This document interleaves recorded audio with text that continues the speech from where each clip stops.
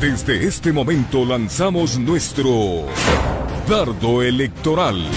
Una propuesta de Radio Pichincha Universal para robustecer el conocimiento y la información sobre el proceso electoral ecuatoriano.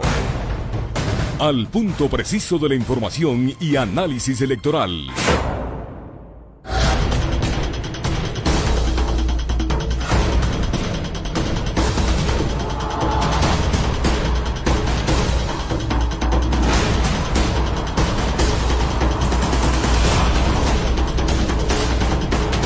Con 36 minutos, 8 horas 36 minutos, iniciamos Dardo Electoral, ya los últimos dardos que lanzamos en esta semana crucial, porque el domingo son las elecciones, y claro, estamos ya en la tercera ronda de entrevistas con candidatos a prefectos, alcaldes y miembros del Consejo de Participación Ciudadana. Esta vez con nosotros René Espín, candidato del partido Listas 35, Alianza País. Buenos días, René, ¿qué tal? Buenos días, Washington, buenos días a María Isabel.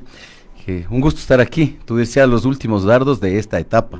Porque luego viene la siguiente etapa y creo que también habrán más dardos. Sí, sin duda van a haber muchos más dardos. Y bueno, ¿y cuáles son, René, las expectativas suyas para las elecciones del domingo?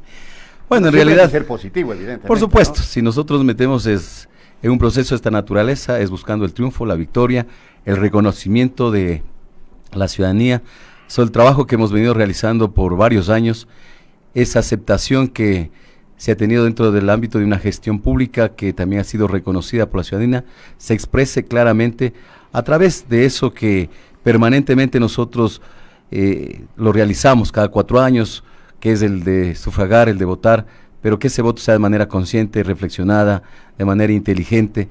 No soy partícipe, como siempre lo he dicho, de refundar ciudades, provincias, juntas parroquiales, sí, y por el contrario, creo que es importante saber reconocer las cosas que se han acertado, las cosas que se han hecho bien, y también aquellas que merecen la crítica también deben ser realizadas en ese ámbito, pensando siempre en el desarrollo de la provincia, de la ciudad, del cantón.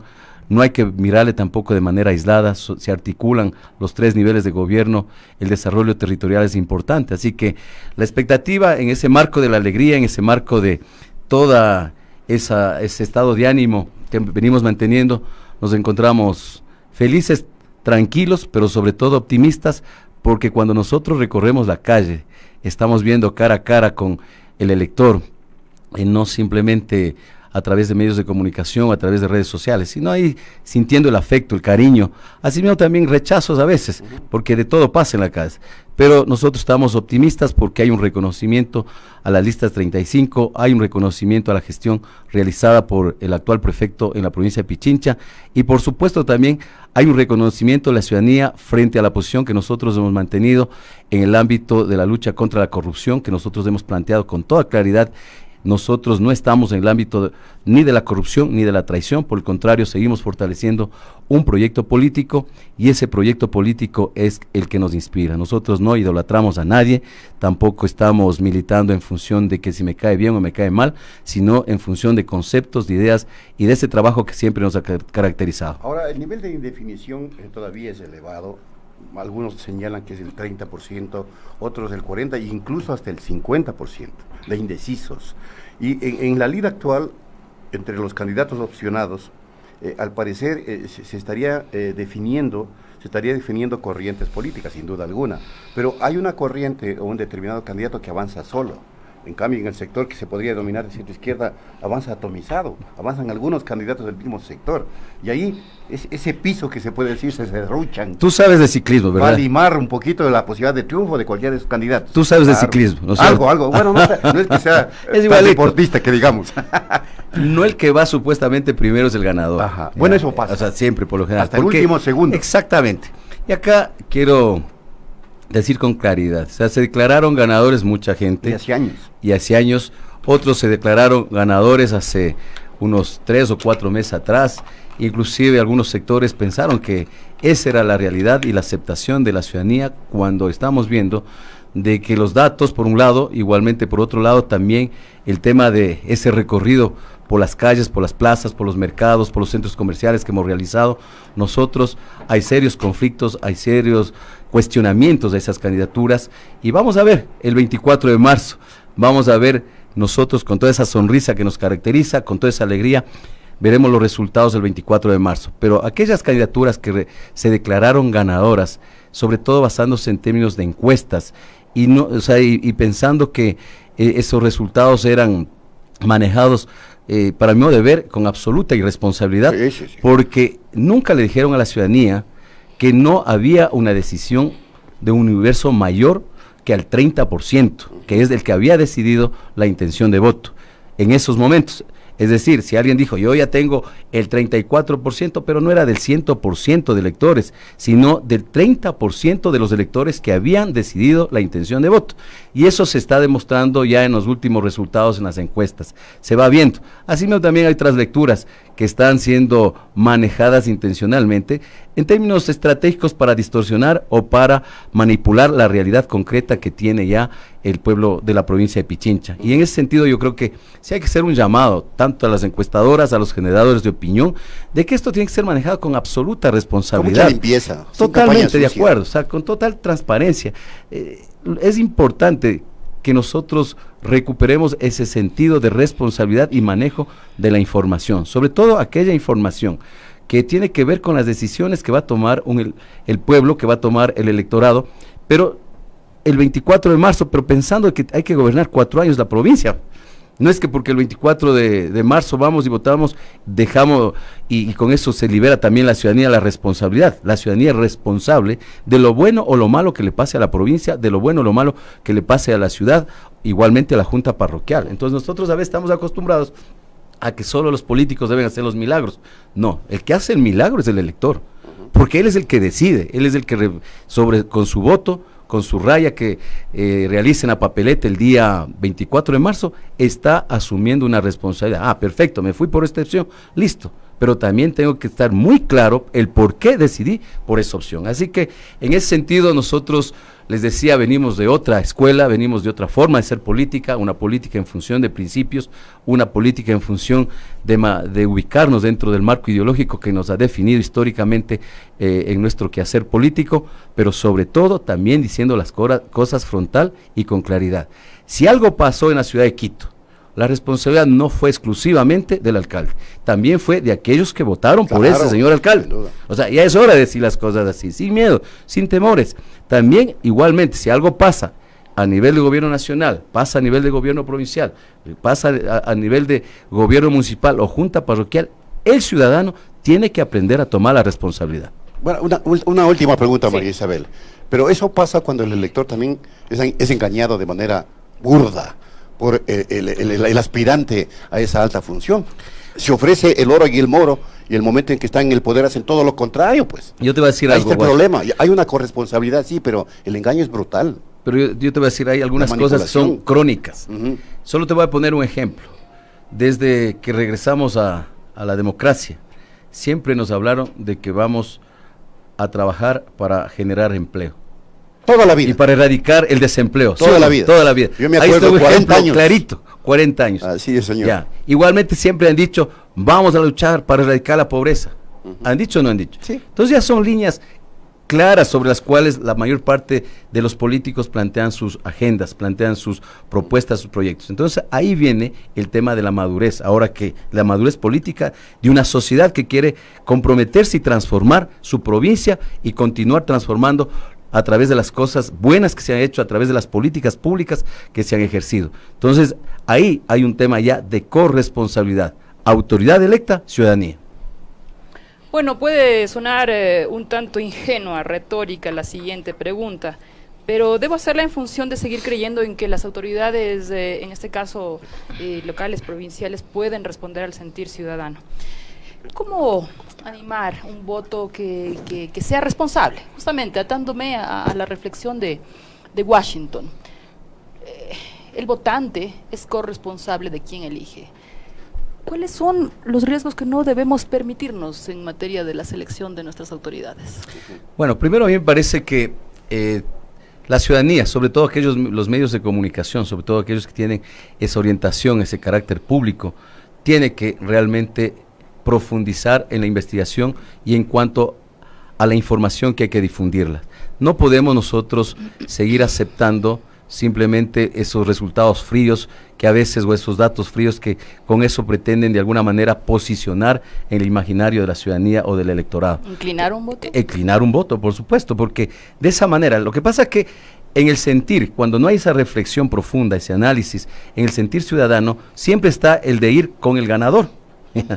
Seamos así clarísimos, el de ir con el ganador, ese es el sentir del ciudadano, pero a veces sin tener esa reflexión, sin tener ese análisis, ni el acceso a la información pública. Por lo tanto, aquí creo que hay una corresponsabilidad. Ustedes y yo somos ciudadanos antes que periodistas y políticos. Por lo tanto, somos ciudadanos y por lo tanto somos responsables y corresponsables también de que esa información, para mejorar los procesos de construcción democrática, para mejorar los procesos de la participación, para que ese voto que se va a realizar este 24 de marzo tenga todo ese valor y esa integridad sobre esa construcción de su decisión del electorado, para que sea reflexionada, analizada, que ese voto sea bien decidido, tiene que tener los elementos suficientes de la información necesaria. O sea, ¿qué perfil debería tener? Más allá de la oferta, que para oferta, recordemos a Rodas. Así es. Ya.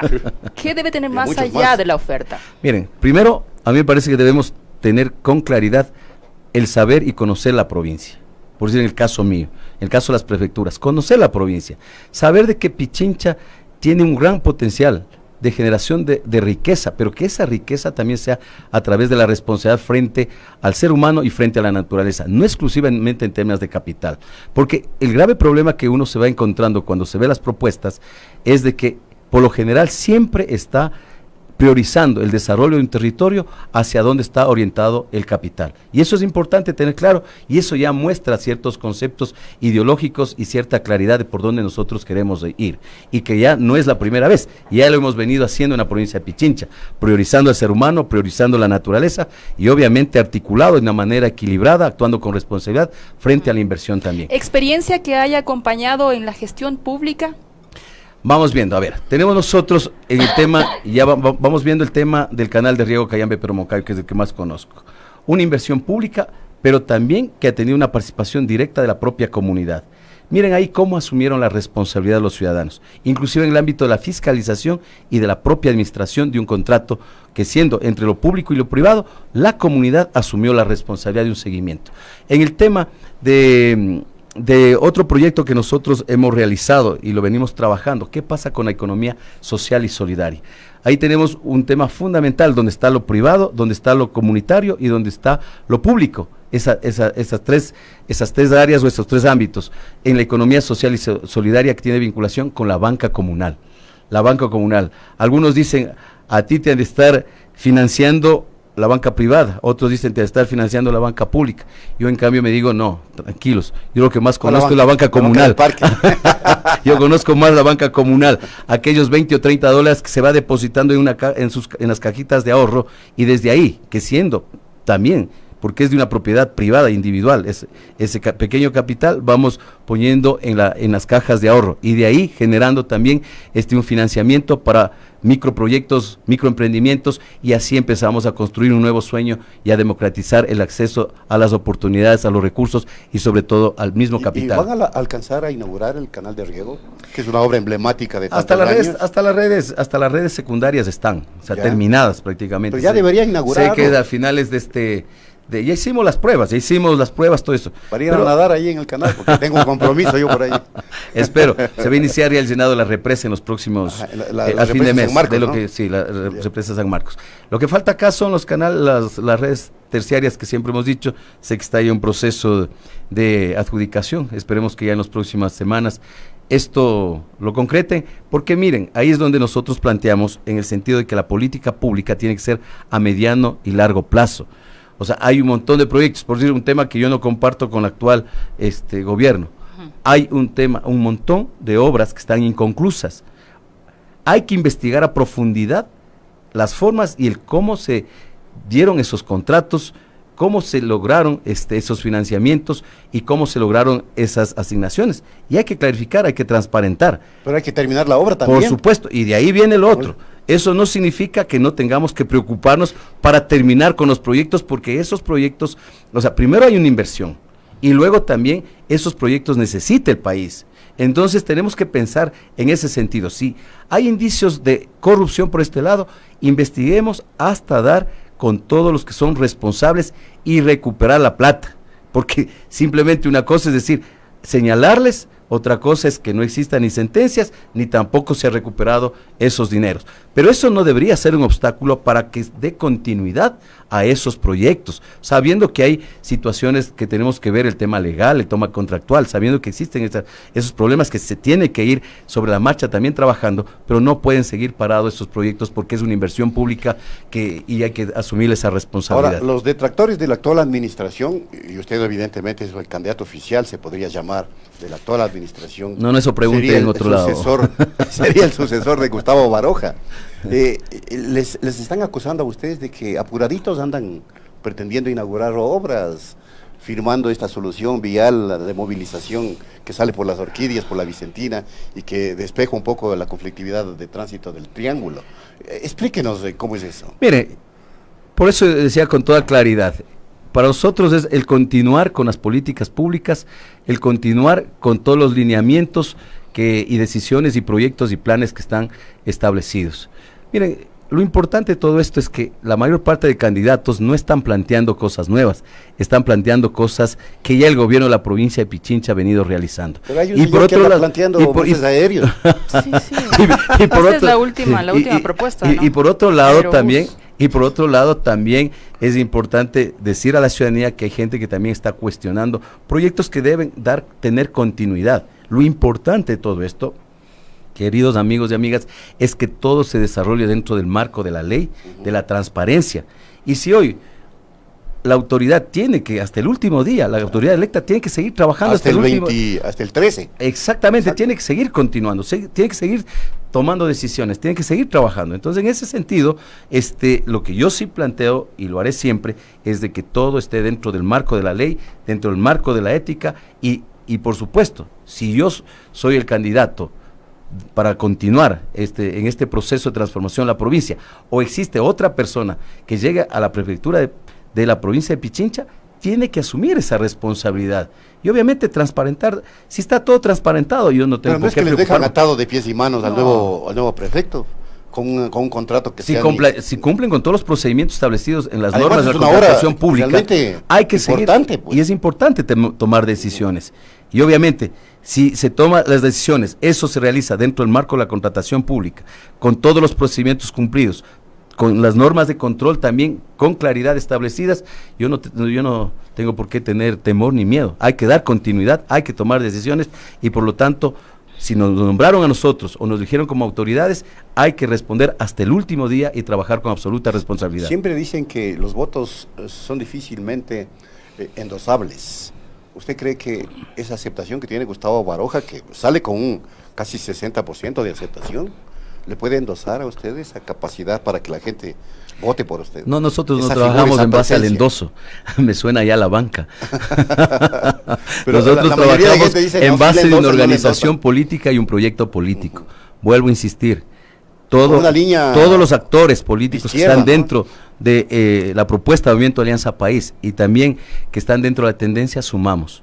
Y de esa manera todos somos importantes, trascendentales y obviamente cada uno tiene su peso y desde ahí seguimos construyendo este sueño, esta propuesta para la provincia de Pichincha. Por lo tanto, todo es importante, todo suma, todo multiplica.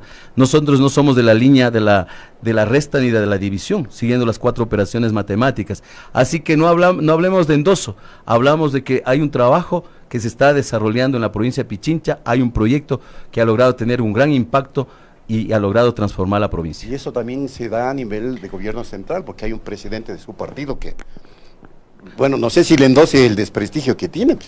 Bueno, llegará el momento y los ámbitos en los cuales tengan que responder cada uno de esos actores.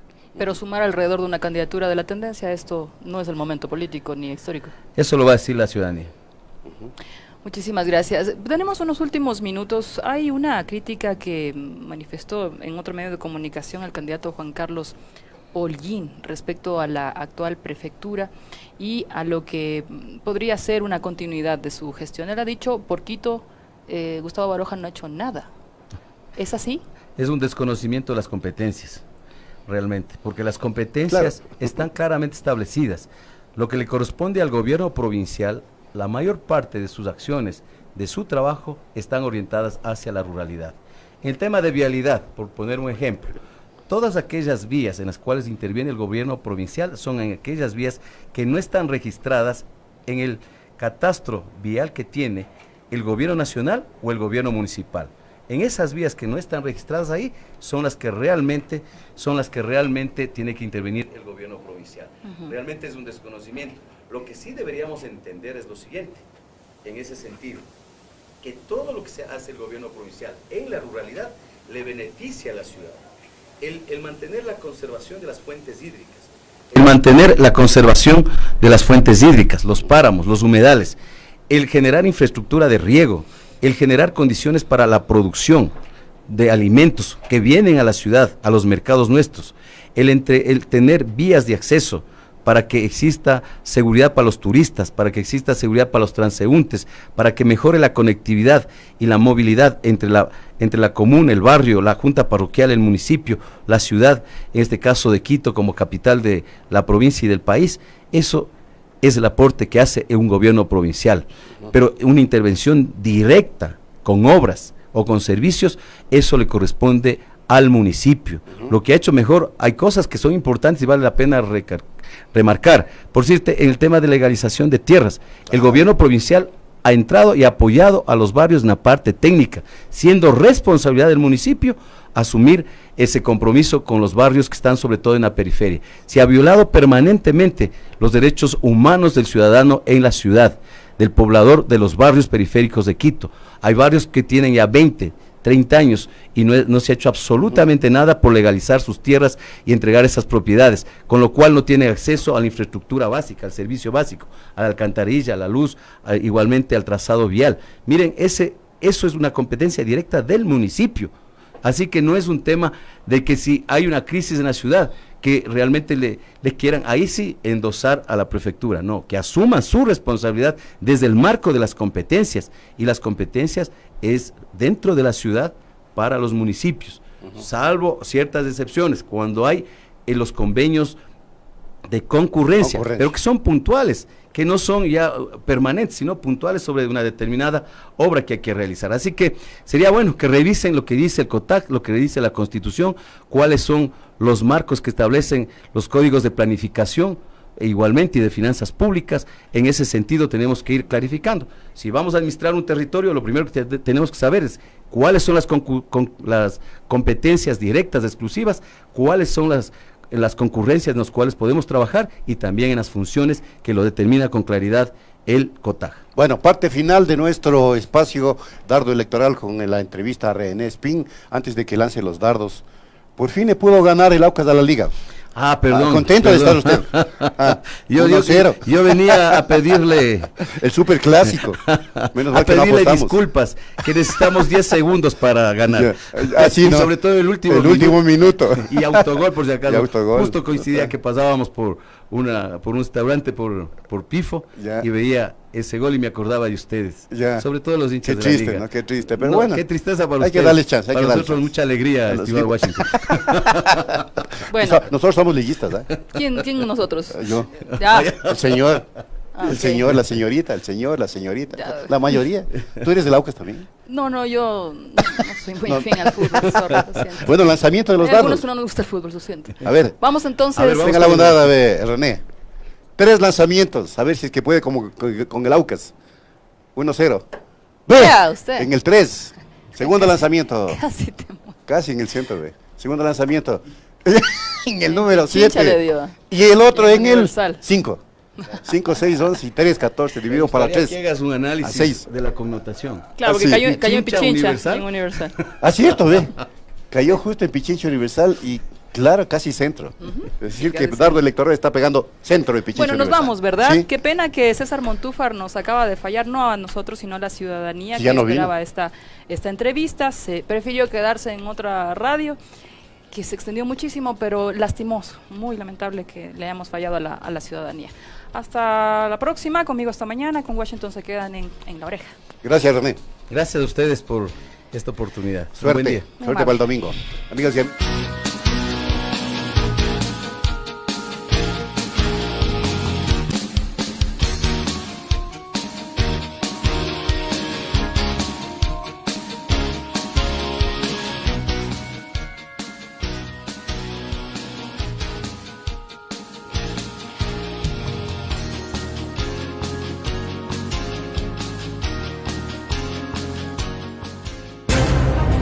Finaliza Dardo Electoral, una propuesta de Radio Pichincha Universal para robustecer el conocimiento y la información sobre el proceso electoral.